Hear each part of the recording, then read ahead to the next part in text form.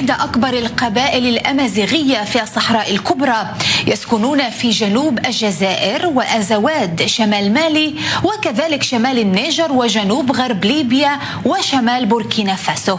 وفي هذا اللقاء الخاص نستضيف أشهر شخصيات الطوارق وأبرز نشطاء شباب الطوارق المعاصرين، والذي عرف كثيرا بنشاطه في مجال البحث عن حقوق هذه القبيلة الأمازيغية ونشاطه الثوري للطوارق أكليشاكا.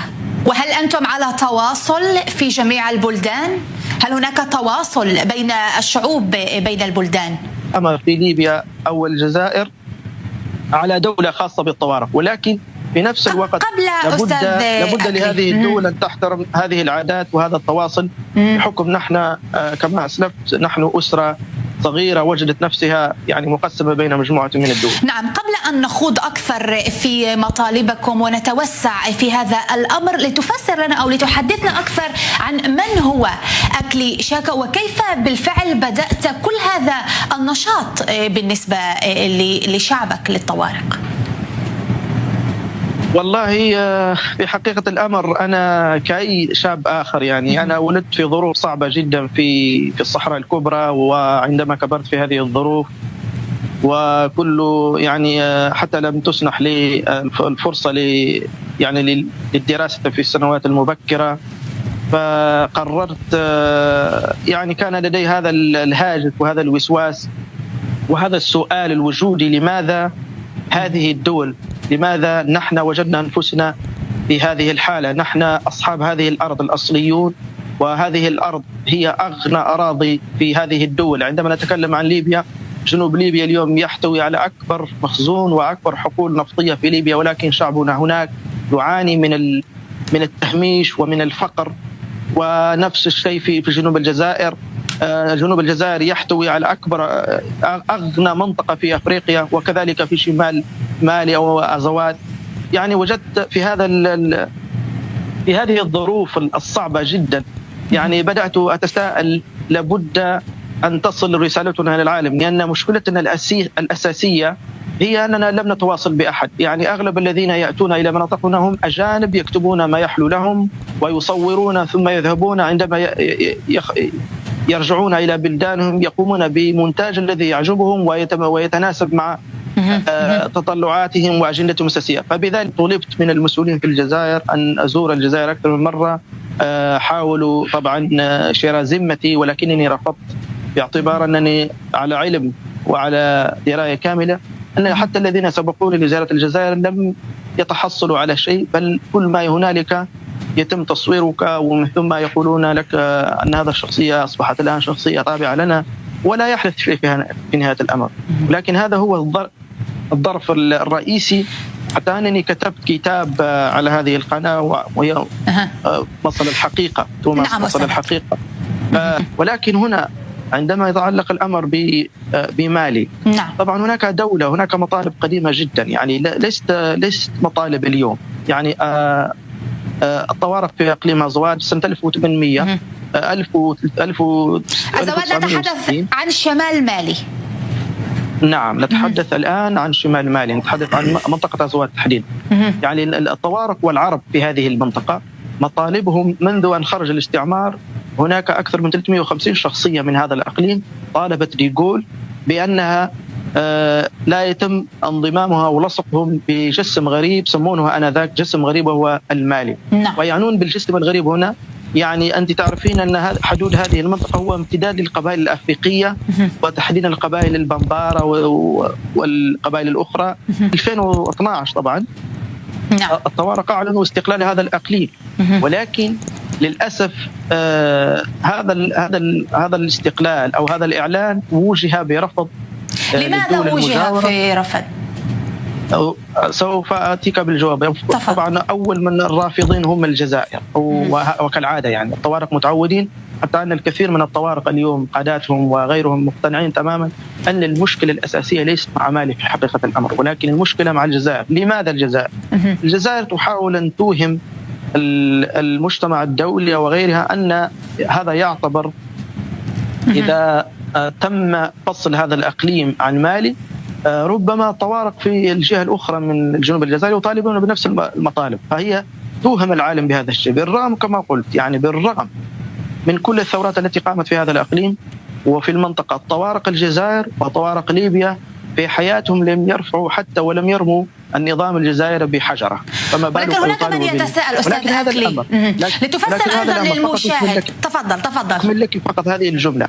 ولكن هذا الأمر أنا الآن لا أستبعد بتاتا أن يغير الطوارق هذه بالذات في جنوب الجزائر وغيرهم أن يرفعوا السلاح صراحة. أنا لا أستبعد هذا الشيء، لأن هذه الأنظمة وهذه الدول ما زالت متعنتة وما زالت تريد أن تجسد فكر وتشجع أننا يعني لسنا مواطنين في هذه الأرض، وفي نفس الوقت تريد وتوهم العالم بأننا يعني خطر عليها ولا تعترف بحقوقنا. فبالتالي إذا استمر هذا الشيء لسنوات أخرى فبالتأكيد طوارق الجزائر سيطالبون سيرفعون السلاح. هذا أمر. ولكن هناك من يتساءل لماذا يجب على الطوارق، وهي جزء من قبائل الأمازيغية المتواجدة والمنتشرة في كل الشمال الإفريقي، أن تطالب بحدود أو لربما بدولة مستقلة أو بحكم ذاتي؟ ونحن نعلم أن الأمازيغ، وهي أكثر تقريبا كل الشمال الإفريقي هم أمازيغ، انصهروا